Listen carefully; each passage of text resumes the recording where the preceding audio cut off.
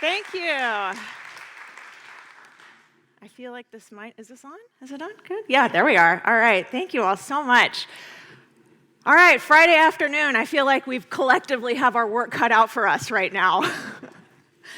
I'm going to start by a show of hands. Tell me if you've ever heard maybe a board member, could have been a staff person, but somebody who said, you know, you just need to run this place like a business. Anybody? Okay, some hands. Good, good. Lots of hands. Keep your hand up if you have rolled your eyes at that phrase. My hand is definitely up still. Yeah, okay, very honest. So for a long time, this phrase bothered me, run it like a business. And I later came around, but to take a step back, by way of introduction, a lot of people know me from my work when I was executive director of the California Symphony. The California Symphony is a regional orchestra based in the San Francisco Bay Area, and what you need to know about that orchestra is that over the 5 years I was there, we doubled the audience, nearly quadrupled the donor base, employing some of the strategies we're going to talk about today. Before that, I was in Seattle at the major institutions there, in fundraising at the Seattle Symphony, in marketing at the Seattle Opera, and over all of revenue as the number 2 at the Bumbershoot Music and Arts Festival. I say all this to say my experience is at organizations of all sizes, and still, anytime I heard that phrase for many years, run it like a business, it bothered me. And I think I took it as a personal attack, that maybe I wasn't doing enough, or I wasn't doing it right, or whatever. Until one day I realized, no, the arts are a business. In fact, creative industries, the sector here, is almost a £116 billion industry in the UK, serving almost every region in this nation. The music industry alone contributed almost £6 billion to the UK economy in 2019. All of that is to say, we have tremendous power, tremendous economic impact, and we also have tremendous product. Our artists and what we produce is so fantastic, as we know. And these two things, economic impact and power, and a tremendous product, are the foundational assets for almost any successful business. We have those assets to build and secure the relevant future that we need. So why aren't we there yet? What is keeping us from that future right now? Well, there are some problems, we know. We've been talking about some of these this week. So we're going to look at each one of these individually. First is declining trends that started pre-pandemic are now still affecting us today. So this graph here shows, this is American data, the National Endowment for the Arts says that over about a 10-year period leading up to the pandemic, classical music attendance was on the decline. And in fact, the League of American Orchestras has confirmed that it was at a decline of 2.8% a year. And if you attach a regression line to that, that means leading up to the pandemic, that's what that decline looked like. Okay. When the pandemic hit, maybe you've heard this before, many experts said, yes, this is a big disruptor, of course, but equal to and maybe even more than a disruptor, or why it's such a big disruptor, is because the pandemic was an accelerant of any kind of trend, positive or negative. And some experts said it's as much as a 10-year accelerant. So you can take any point on any trend line, fast forward it 10 years, and that's where your organization would be today. So back in 2020, my team did this exercise. What would it look like, for US orchestras at least, if we extrapolated this trend that was already in place? And what we found was that if that was true, maybe it's a little arbitrary, 10 years acceleration, but if that was the acceleration we saw, we would see our audiences decline by as much as 42% when we came back. Fast forward to today, that statistic is somewhat true. In the US, it's about 60 to 70% of pre-pandemic audiences is where we're at. For the UK, that statistic nationwide is about 70% of pre-pandemic audiences returning today. So all this is to say, these trends that existed pre-pandemic are still very much affecting us today. Next problem. As an industry, we are incredibly undercapitalized. Okay, I gotta say, as an aside, I read the other day after making this deck that gifts are dead. And I was like, having this moment, where I'm like, oh, I think my age is showing now, and I'm not one of the cool kids anymore. So, okay. Anyways, we are undercapitalized. It gets more expensive to do what we do every year. And there are virtually no efficiencies in what we do, meaning we cannot play Beethoven faster and save money, right? We cannot play Beethoven with fewer players for the most part and save money. It's very labor intensive what we do. We know this. And all of us on stage and off stage want raises every year, just like about every human being on planet Earth, right? So when the pandemic hit, orchestras in the US had about 30 days working capital in the bank. That's it. And then here, we've said it many times, you're dealing with Arts Council readjustment of the portfolio, your own version of the different funding crises. We're just undercapitalized as a sector. We know this.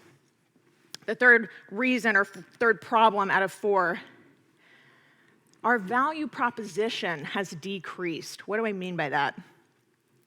So, again, this is US data, but another way to talk about the attendance decline is to say, in about the 10 years preceding the pandemic, the attendance decline for classical music was close to 20%.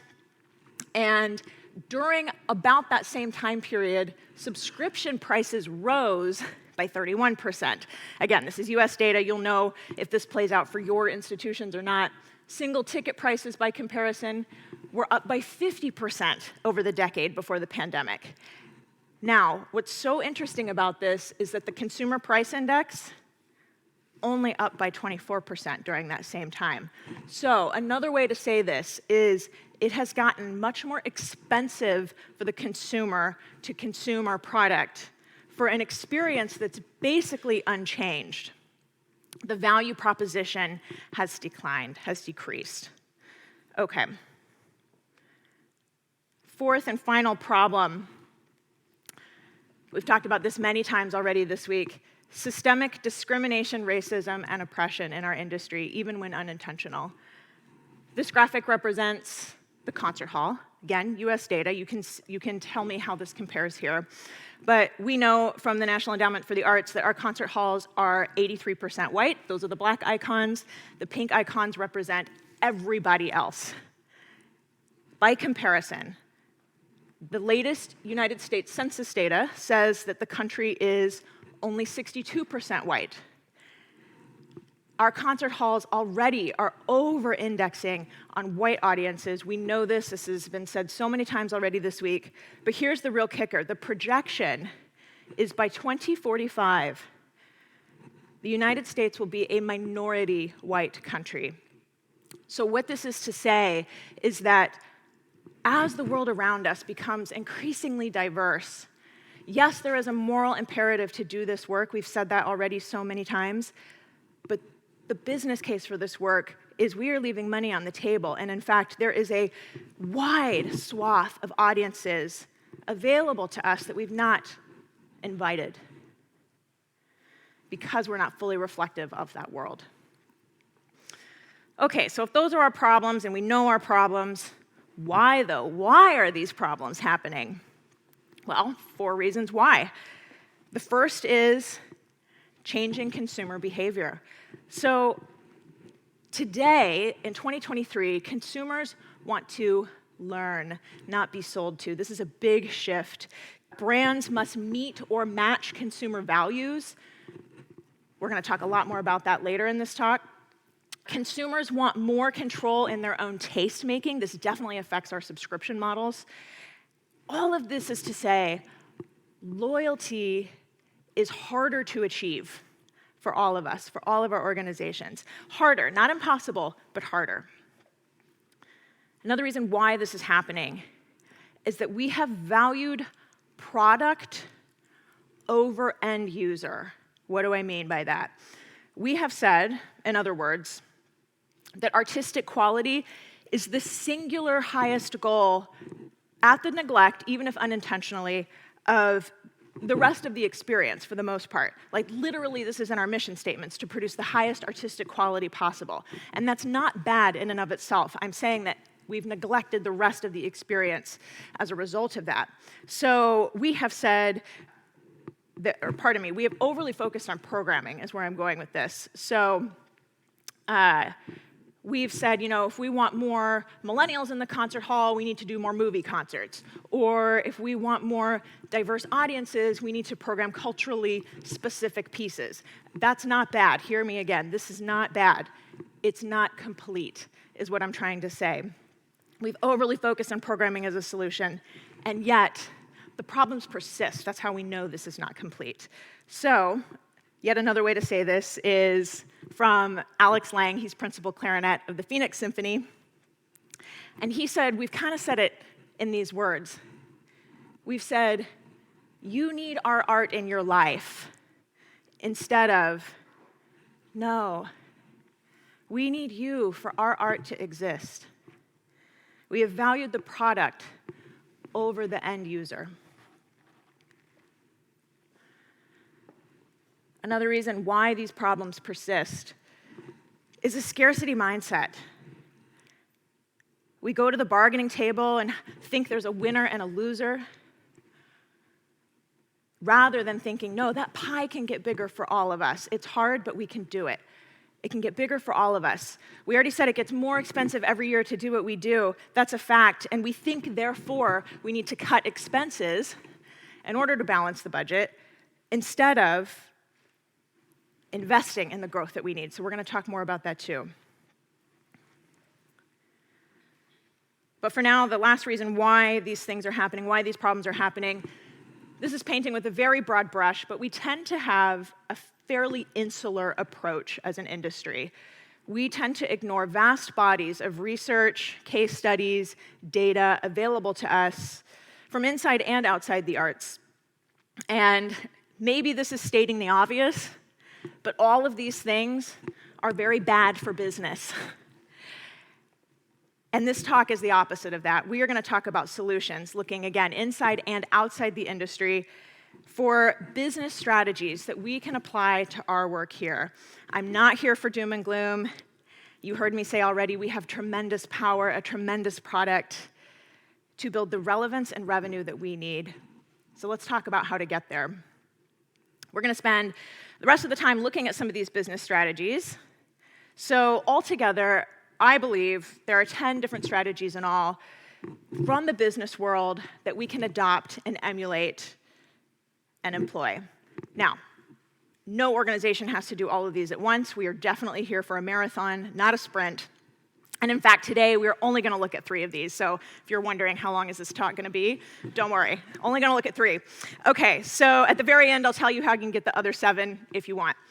So we're going to talk first about user experience. If we need to think more about the user, the customer, what does that look like? So we're going to dig into that.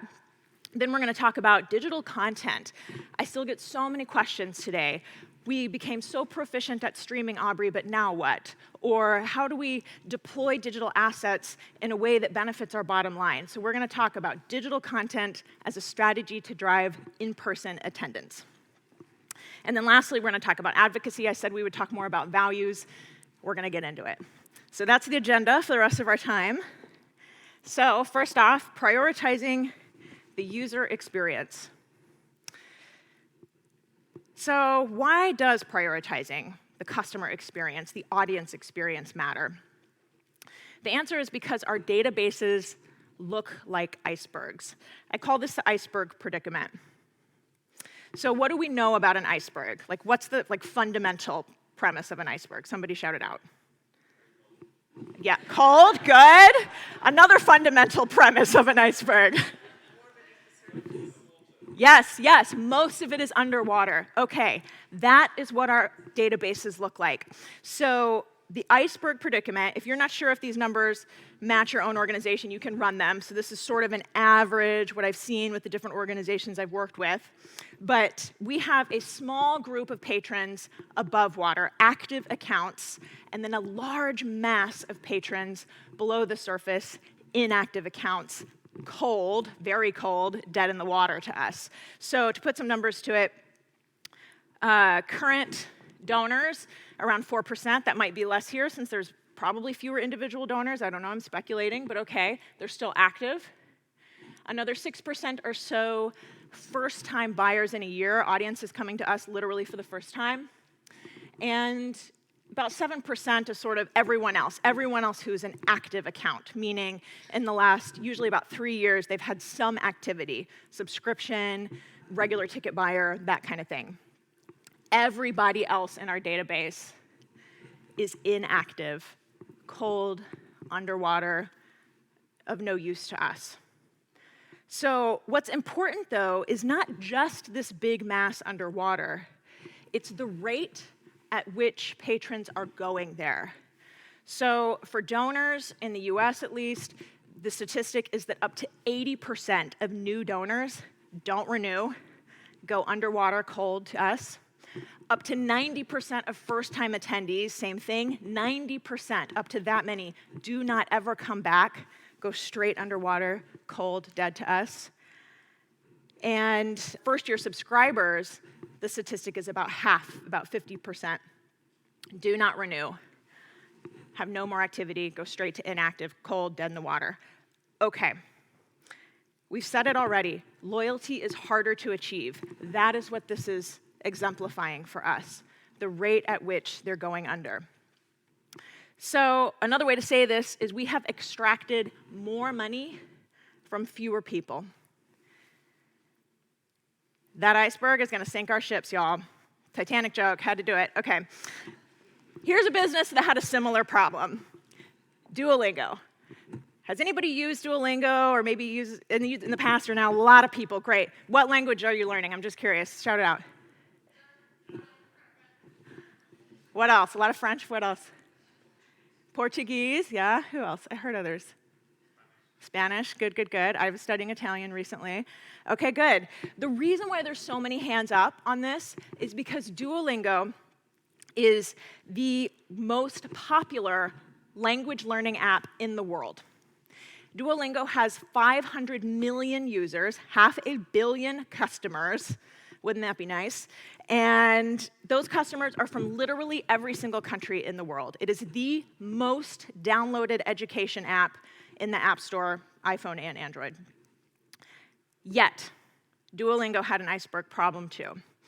Of those 500 million users, they found that only 40 million are active. Now, I know these are really big numbers, but if you do the math, 40 million active users out of a 500 million user base is less than 1%, literally the tip of the iceberg. Okay, figuratively, the tip of the iceberg. Okay. So what Duolingo realized, they thought the strategy, well, let's reactivate more people. They do literally say this. They literally call their reactivated people resurrected, from dead in the water to resurrected. Okay. And so what they found was that on any given day, up to 5% of people would, in fact, reactivate. So you would think this is cause for celebration. They're coming back, they're re-engaging, and then, upon further inspection, they found that these reactivated, resurrected people were not sticking with it. They were falling off again 1 day, 7 days, and 2 weeks later, compared to people who they better retained out of the gate, those first-time users. So they realized the strategy is not resurrect people. They needed the strategy to be keep them out of the gate, because those retention rates, those loyalty rates, will be higher, and they'll stick with us longer. Are you tracking with me? Some nodding heads. Good. Okay. So they started focusing on that early window of a new user, and they decided the way to uncover the pain points that users were facing was user experience research. Now, back at the California Symphony, completely separate from Duolingo, we did our own user experience research project, going to newcomers, asking them about their pain points. Oh, this gets rough, okay. Both organizations, this is so interesting to me, found some strikingly similar results. So to share just a few of our findings, users of both institutions said their frustration was feeling overwhelmed when using the app or using the website, So on Duolingo, tell me if you've seen this. Little did I know I was about to get hit by a rainbow. Anybody? A little bit, pretty colorful, okay. At the Symphony, users told us, they're talking about our website, they're talking about the language we use to describe our performances in the repertoire. Insiders would know these things, but it seems like you might be able to engage people with more layman terms. Frustration for new users. No wonder 90% of them weren't coming back. Too much upselling was another frustration. On the app, Duolingo has gotten a little bit better about this, but the gamification is pretty high, right? So it used to be, up your progress score, do this, do that, and users were saying, I'm not ready for that. I just want to practice. Just want to practice.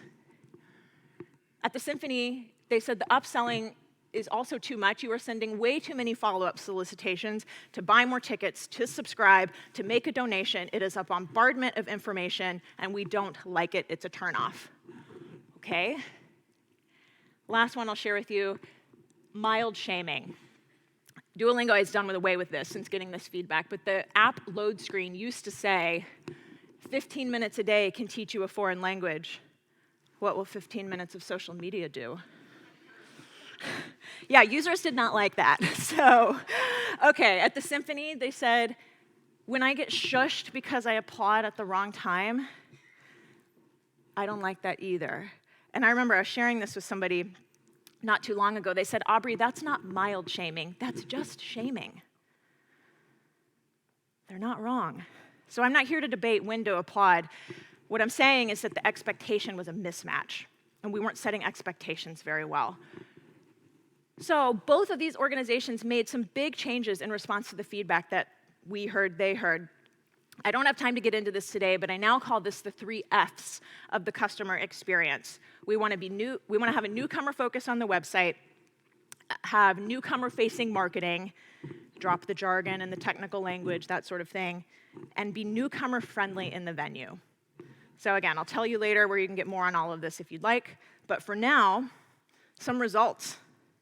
So we all made a lot of changes, and Duolingo's results were that they saw statistically significant increases in retaining those new users out of the gate after 1 day, 7 days, and 14 days.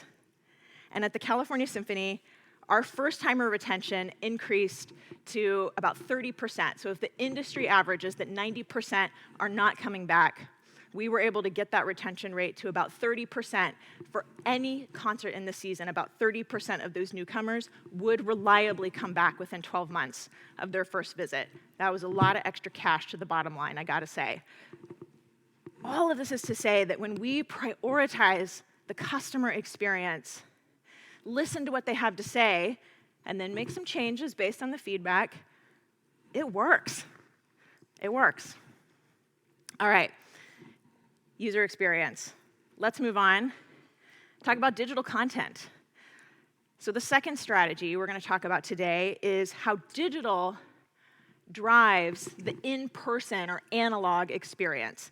Our analog in-person experience is what we do best. It's our bread and butter. So how, in a digital world, and even though we're out of the pandemic, still largely a digital world, how do we use one to drive the other? Does anybody know, when this comes up, this photo, does anybody happen to know what ad campaign, what business is this, or what business, I should say, this photo is from? Yes, Airbnb, I heard it, good. That is correct, this is from Airbnb. And what's interesting about Airbnb is that before they were the behemoth that they are today, they had multiple pitiful launches. This was over their first 4 years of existence, really just fail after fail. And it wasn't until 2011 when they won the Breakout Mobile App Award at the South by Southwest Festival in Austin, Texas. That year, they won the award, and that's when suddenly things changed for them. The company got the visibility, they picked up speed. So what's fascinating to me about this is that, especially in 2011 when they won this award, they were not able to offer a superior hospitality experience to hotels. Not at all. And what set them apart, though, was their digital, the technology on the back end, the beautiful design on the front end, how easy it was to make a reservation. And all of that is what the South by Southwest judges noticed. It was the digital product that caught their attention. And behind all of that, behind their engineers and all their designers at Airbnb, is a fundamental need that is remarkably old and unchanged. That need is that humans have to have a place to stay when traveling, right? So almost every company disrupting an industry now is doing the same thing. They are using technology and or digital presence to elevate or advance or enhance an otherwise analog experience fundamental need. So other examples of this, Uber.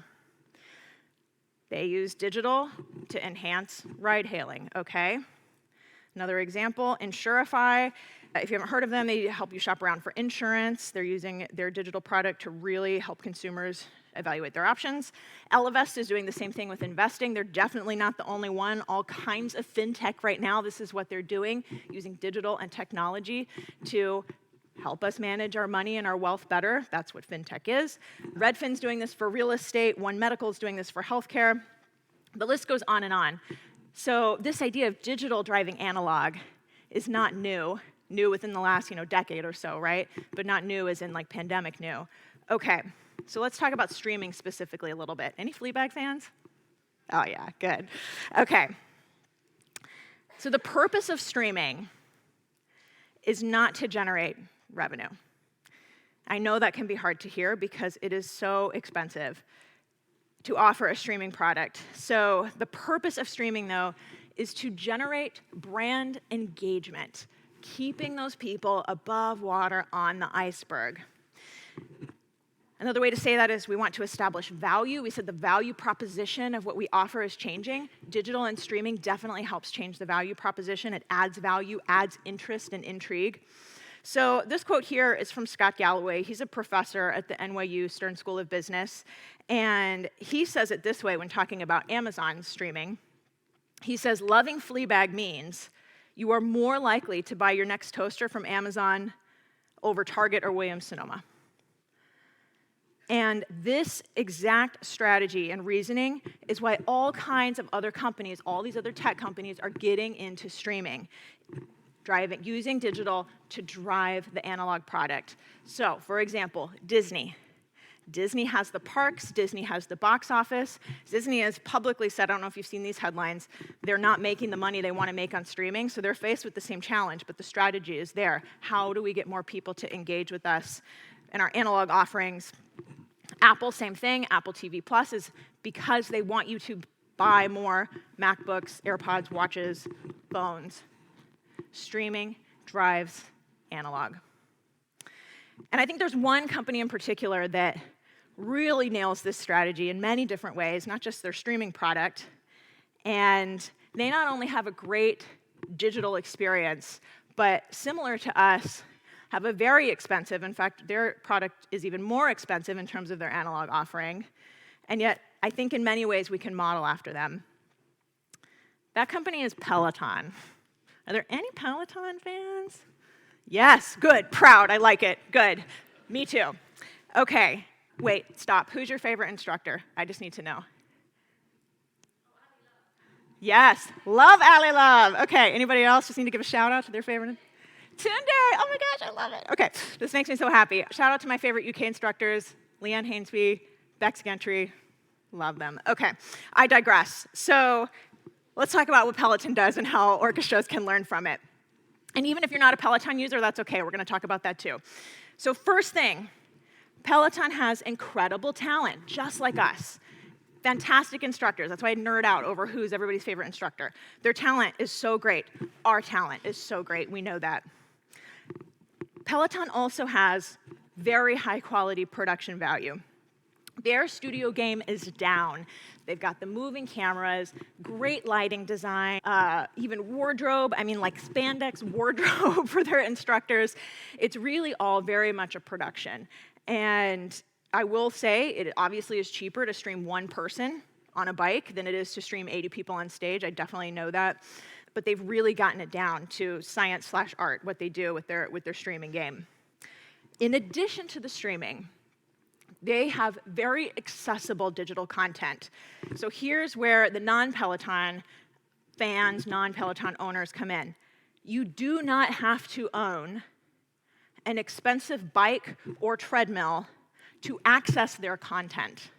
I think this is fascinating. They offer all kinds of workouts that don't require the hardware. They offer yoga. They offer free weights. They offer outdoor running on the app.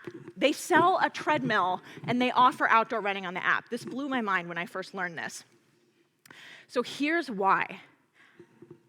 Of their entire customer base, way more people use the digital content than buy the hardware. In fact, it's 2 to 1. It's about 2 million people using the app, accessing their digital content, about 1 million who actually buy an expensive bike or treadmill.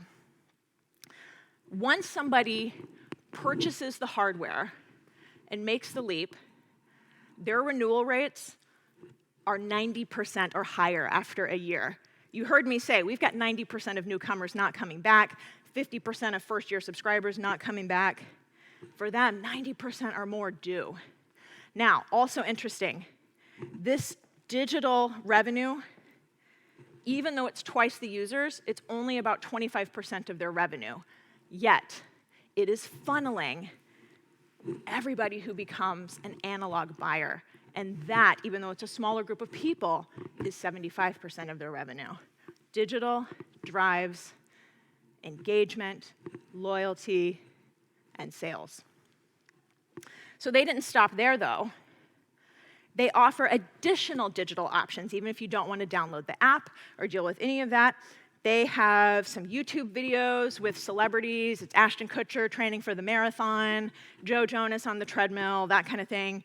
They offer Spotify playlists, so if you just want a good workout playlist, they have all kinds of playlists for that. They have a podcast. They do Earth Day yoga on YouTube. I mean, they just have all kinds of additional digital offerings. So the goal is for Peloton to integrate into your life so that they are top of mind even when you're not working out. And lastly, they have promoted their talent on social media. So what happens at the end of a Peloton workout is they do not say, follow Peloton on social media. Instead, the instructor says, follow me, Robin NYC, on Instagram. Follow me, the instructor. And what's happened is, of their talent, they have about 50 instructors. Of those 50 instructors, they have a combined roughly 10 million followers on Instagram across those 50 accounts. The brand account, by comparison, 1/5 of that at around 2 million followers. People trust people more than brands. They have leveraged their artists and activated their artists or talent to be an influencer army for them. And we have that same thing available to us. I know not every musician wants to be a brand ambassador online, that's fine. But many do, many already are, many are happy to have the training. And in fact, just to give one example, the Philharmonia did institute a training for their musicians. David Taylor led that. I think he's with us on the live stream. But I give that just as an example to say, we have such an influencer army at our fingertips, so let's activate the ones who want to participate in that way. So hopefully all of this starts to help you think through how technology and digital isn't an end goal in and of itself. It is definitely not a product replacement. It had to be for a little bit during 2020. It's not a product replacement, but it does act in service to drive people to what we do best, our analog, in-person performances.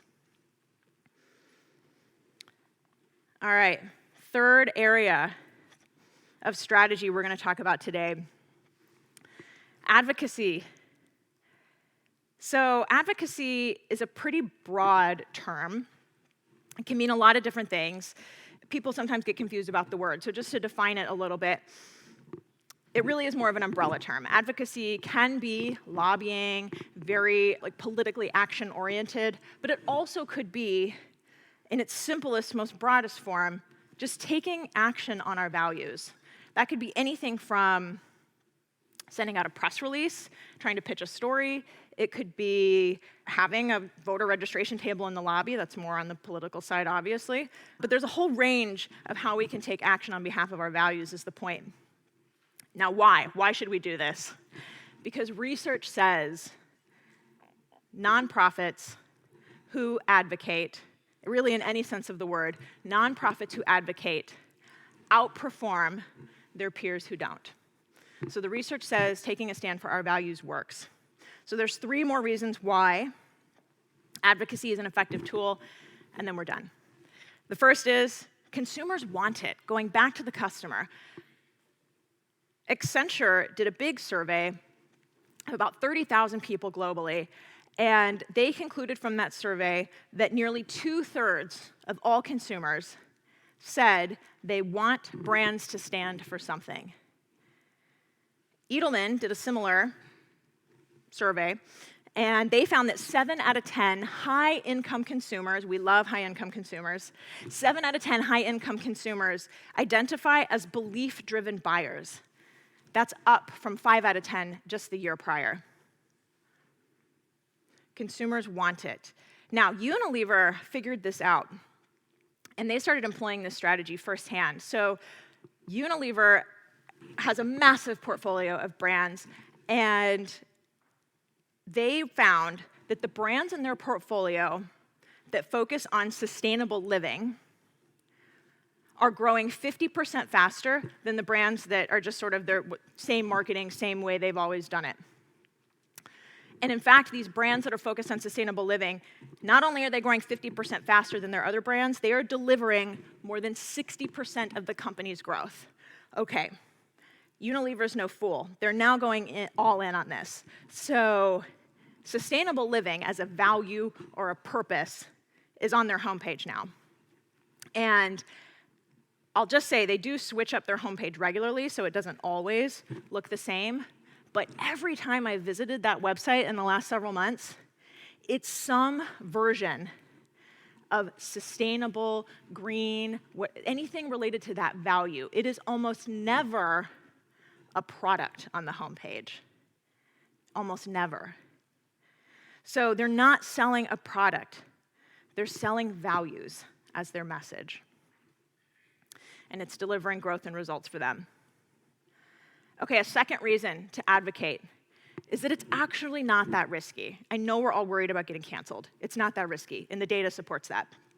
So another survey, when they asked consumers about boycotting a brand, more than half said the actual turnoff for a brand is not their public stance on an issue. It's how poor the purchase experience is. So it goes right back to needing to prioritize the customer and their experience, because that's what they're telling us they care about more than whatever the stance on whatever the issue. So an example of this is CVS. CVS is like a Boots here. It's a drugstore. And they decided, this was 2014, they decided to stop selling cigarettes. They decided they, as a company, had been moving more into not just pharmacy, but more health and wellness, and they said, this is not good for our brand if we're selling cigarettes. We've got to take a stand and stop selling them. And they thought this was going to cost them. So they do the math, do the projections, and they thought that it was going to be a $2 billion loss in revenue for the company. And they said, we have to do it. It's values-based. We have to do it. It's going to hurt. We've done the calculations, but we got to do it. What's so interesting is that that's not what happened. They did not lose money. In fact, smokers did not move their business to other stores. They just stopped buying cigarettes and kept shopping at CVS. And in fact, CVS did not lose revenue at all. Their revenue has gone up every single year since, because they believed in their values and put a stake in the ground. Here's another example. Here's a brand you definitely have here, Ben & Jerry's. So Ben & Jerry's is known for having, shall we say, some provocative flavors. And they have flavors like Save Our Swirl, really trying to raise awareness for climate change. I Do. That came out when the US Supreme Court first came out and affirmed marriage equality. Okay, so they have all these kind of flavors. So given that, you would think, maybe, that their customers lean left politically. You might think that. And what's interesting is they sell more ice cream, Ben & Jerry's sells more ice cream through Walmart than any other distributor through Walmart. What do we know about Walmart? Not known for their left-leaning customers, for sure. Okay, so they were asked about this. Their head of global activism strategy said in response to this question, like, who's your customer? Who's your base? What are you doing? He said, don't assume too much about your customer or think they'll boycott. And he confirmed Walmart was their biggest distributor. He said, we just can't assume that our customers will go along or not go along with something we put a stake in the ground for. He said, it's just not about that for us. So how do they make these decisions? And how should we make these decisions at our orchestras? How do we know when to double down on a conviction and when to sit one out? Because sometimes that answer is okay, I think. That happens when we have strong company values. So that's a whole nother strategy. We don't have time to get into it. But when we establish our company values and the behaviors that exemplify those values, these kind of decisions get way easier because we have clarity on where we stand on these sorts of things. So all of this gets a lot easier. For now, the third and final reason to advocate is the size and impact of our industry. So here we are, full circle. You've seen this before. You see it again now. Our great economic impact. So if you remember this, we said it before, pre-pandemic, the arts were a £116 billion industry here. That is 4% of the United Kingdom GDP. 4%, that is not too shabby. Interesting enough, also 4% in the United States, our arts and culture contribution to our GDP. I think that's interesting. It's the same in both countries. Okay. Here's where it gets even better, though. That 4% of GDP here is a bigger slice of the GDP in the United Kingdom than fishing. Yeah, okay. Then energy, and almost as big as construction in this country. And yet, I think, judging by your reaction, probably almost no Brit would know that. Definitely true in America for our equivalent stats. Almost no American would know the economic impact of arts and culture. So we have seen a taste of what advocacy looks like, a taste of the results of that. We saw relief funding during the pandemic, and yet we know there's more to do, and we know our government funding's on the line here. Always a challenge for us in the US too. So we've also seen, we've talked about it many times, navigating the challenges with Brexit, on and on and on. Advocacy is a strength, is a strategy and a strength we can leverage. And we don't have to wait until something bad happens. I think of the English National Opera petition in response to the Arts Council cuts they received. They had 80,000 signatures on that petition.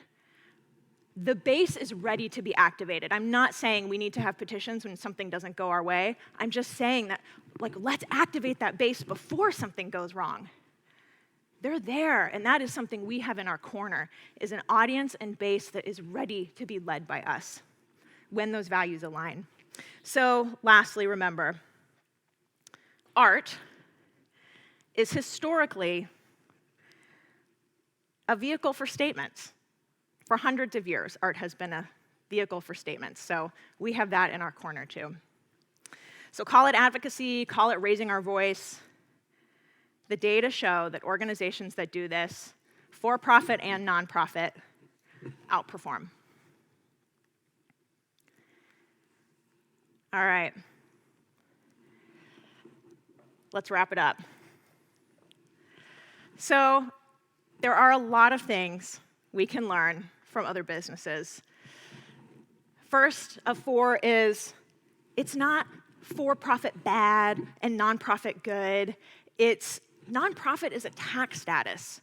not some mandate that we can't make the money we need to fund our mission. Number 2, like other businesses, growth for us is possible. It's using the ideas and strategies that have been vetted, tested, and authenticated, and applying them to what we do. I want to be clear, this is not a push for gross capitalism. I know I'm the American up here, but that's not what I'm trying to say. I'm trying to say that we don't have to have a growth at all cost mentality, and we also don't have to run our organizations with a scarcity mindset. That's the point I'm trying to make. Growth and revenue means we're able to pay our artists and our staff what they deserve. It means we are investing to listen to our community and do that user experience research, even when informally. Growth means we insist on measurable results. That's the big one for me, too. It means that we iterate. It means that we're here for progress, not perfection. I think that sometimes is hard on a staff level when our art is striving for perfection. It goes back to the high quality and how much we've valued that. Progress, not perfection, on all of our work off stage, for sure. Growth means we grow not in spite of our values or purpose, but because of it. Number 3, arts and culture is a business, yes, but it is also our vehicle to advance society around us. How lucky are we that we have a platform for the greater good, and that's how we've invested our professional lives. Not every brand has that. We are so lucky we have that platform.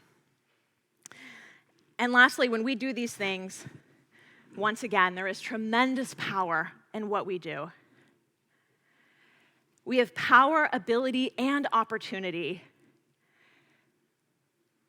to grow audiences and keep them coming back again, keeping them above water.